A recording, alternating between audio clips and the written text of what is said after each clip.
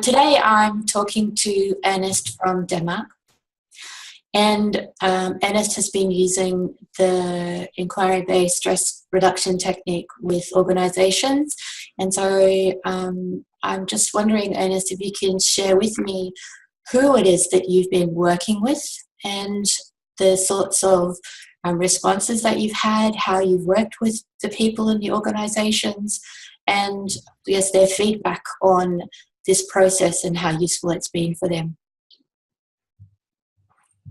I have a background of doing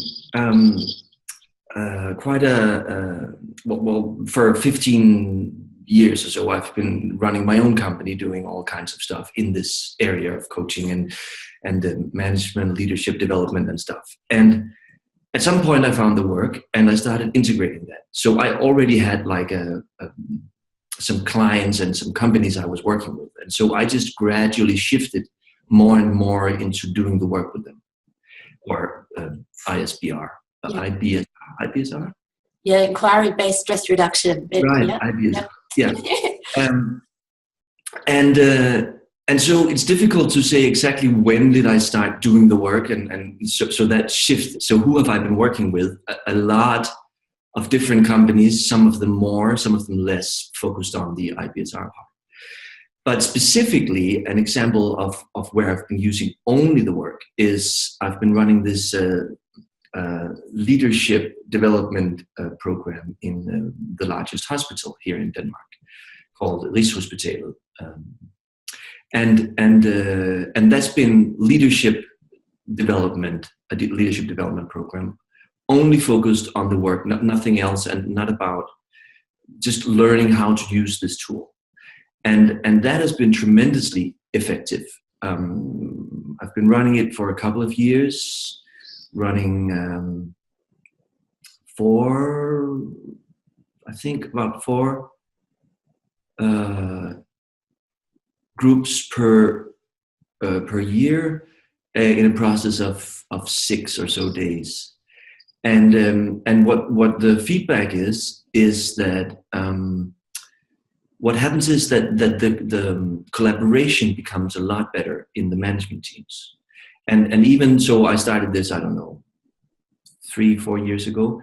And I was talking to someone just the other day who had been on one of the first courses, and she told me that their management team is still using all this, and the impact of their meetings have just changed completely into a far more flow, easy to just speak to things.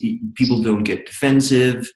There's a very relaxed tone, and they can even use the vocabulary of this sort of mindset of the work to talk about turnarounds, or talk about, clear communication, or whose business are you in, and these kinds of things. So that's some of the very concrete and specific feedback I have on just the work, so to say. My general experience, and I've been working quite a bit in the pharma industry also with some of the big medical companies, and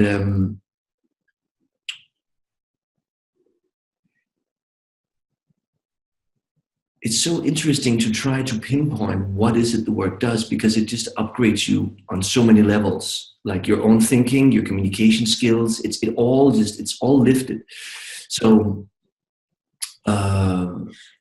And yet, when you start working with groups, have you been going in at the management level predominantly, or have you worked at different levels within the organizations? I've worked at different levels, and primarily management level.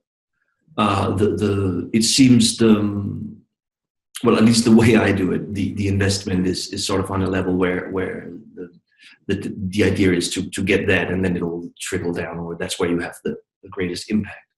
I'd say on a personal note, I really enjoy working on. So managers have this thing they've gotten there because they have developed their own strategies for handling some of these things. If they hadn't developed these strategies, they wouldn't be able to be managers or on a higher level in the company. So they've been to a lot of other things, and then they have a lot of baggage in terms of techniques, and that can actually sometimes be a little interesting to have some dialogues, because they think this is what they already know, or they think it's like this other thing. So they think they already know. And with some, it takes a while to discover that, oh, this is actually something completely different. In the beginning, they tend to think it's just another cognitive technique, or it's just, but those of us who know the work know that there is a completely different flavor to this particular tool. And it is so unlike anything else, even if it looks like something we might know. So that's and when I get people who are more in the organization, especially if it's like stress or another specific topic where the work is so efficient, then I get a group from all areas of the organization. It's not because they manage, it's because they are all like in danger of being stressed out or whatever. Yeah. And with a group like that, you especially because they really need these tools, they are really hungry for it. So there's a different kind of approach.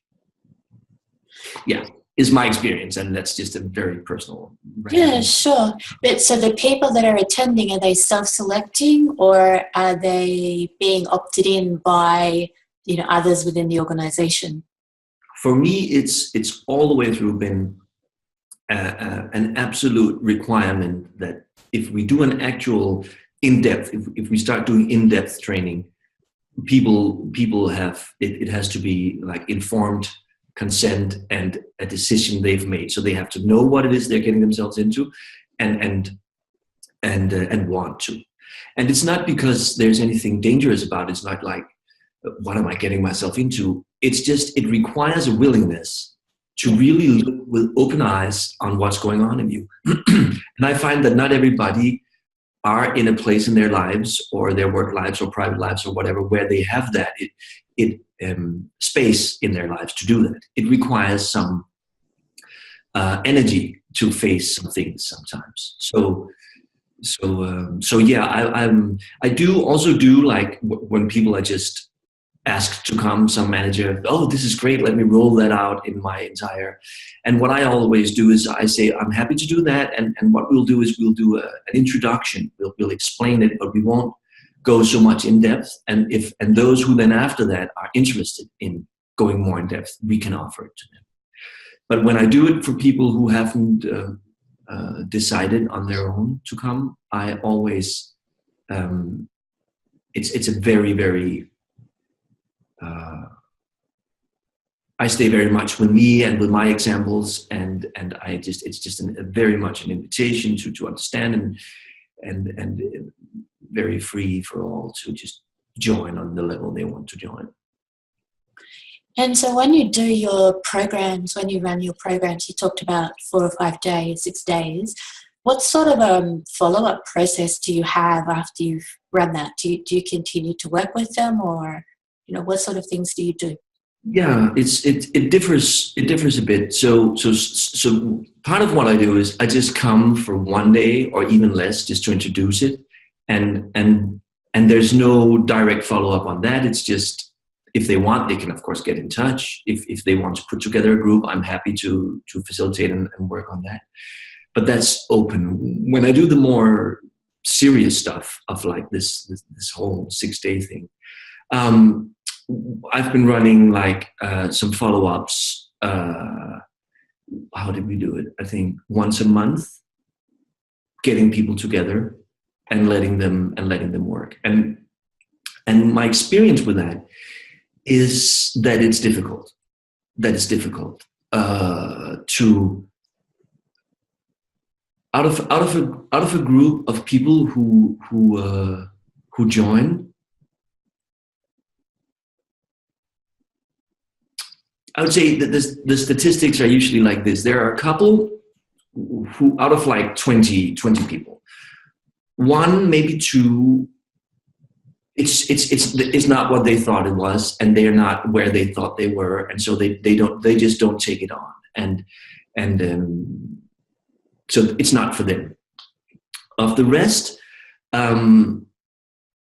about 1/3 just totally gets it, and that's just their thing, and nothing is gonna stop them from continuing along this track, and they will find their own way, and they'll just continue to develop on their own. That's the top third, so to speak. The middle third is yeah, this is nice, this is a good way of thinking, and they need some support to keep it running. And if they get that, they're gonna stay in it, and they're gonna get something out of it. And then there's the last third, who really likes the mindset and the thoughts, and who doesn't integrate it in their lives.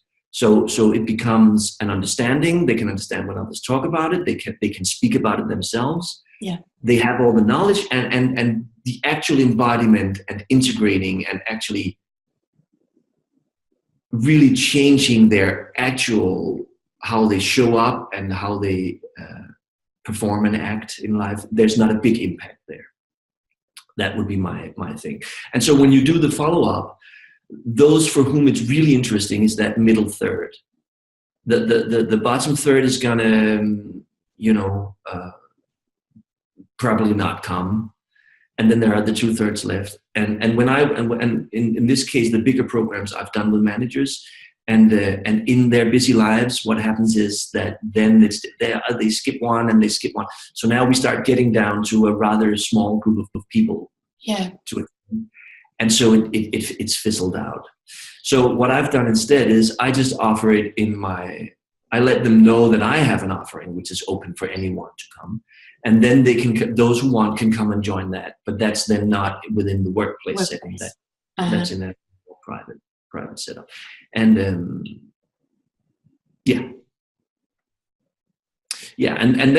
then what happens for me is once I'm inside an organization, the rumor will start running. So I'll be sort of going to different places, and there might be some overlaps in the groups. So in that way, there is some follow-up for some people who both are in one thing, and then they come to another thing, and then they're also present in the third thing. So they get it from different angles, and some of them will then just, those that don't get it the first time and just buy into it, they'll sort of gradually grow into it also. Those who are genuinely open to it and for whom this works. Yeah. But it sounds like they've definitely seen the benefit of it in the organizations. The feedback is for sure that there's benefit. If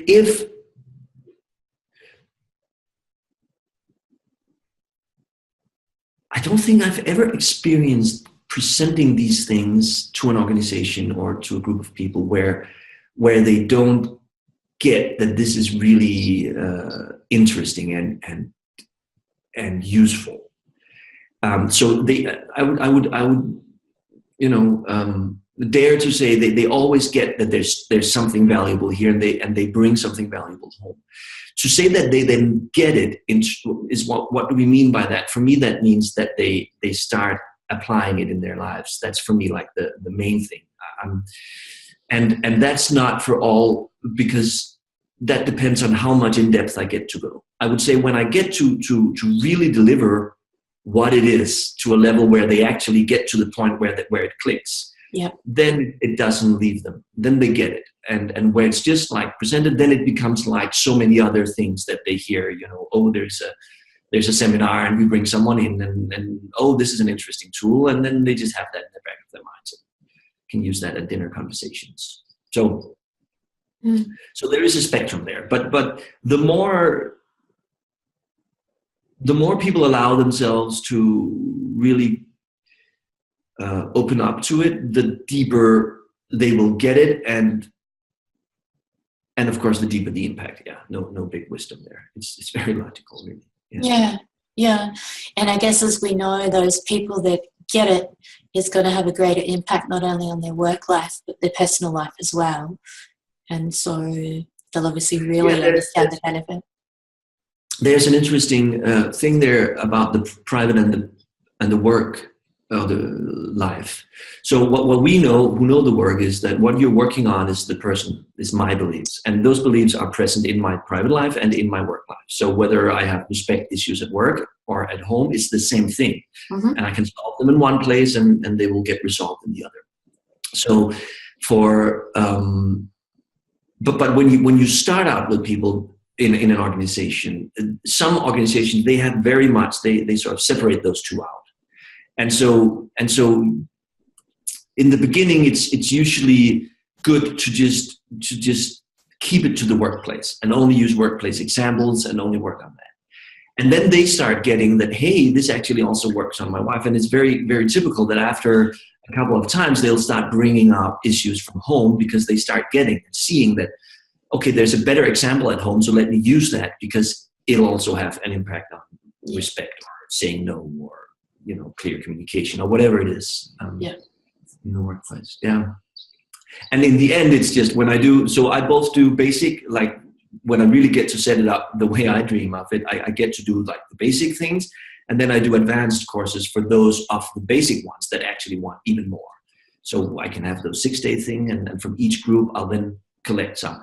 And when we go to that place, there's no longer it's one big thing, they all get, there's no difference between work and private. It's me. And we can go also deeper into some personal issues that'll have an amazing impact. It's like for the work, it's one of the best examples to me of the more you invest, the more you get. It's just those questions and those turnarounds, and it's just so simple. It's all about what you put in, that's exactly what you'll get out. And the more you get to trust the tool and the more you get to know it, the more you'll invest yourself in it and the bigger the impact.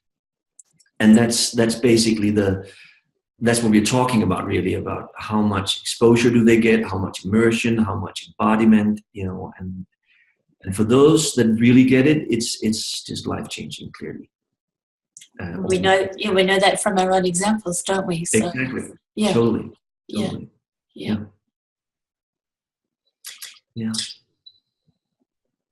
I don't know that I've got any more questions. Thank you so much for giving me your time and sharing your experience.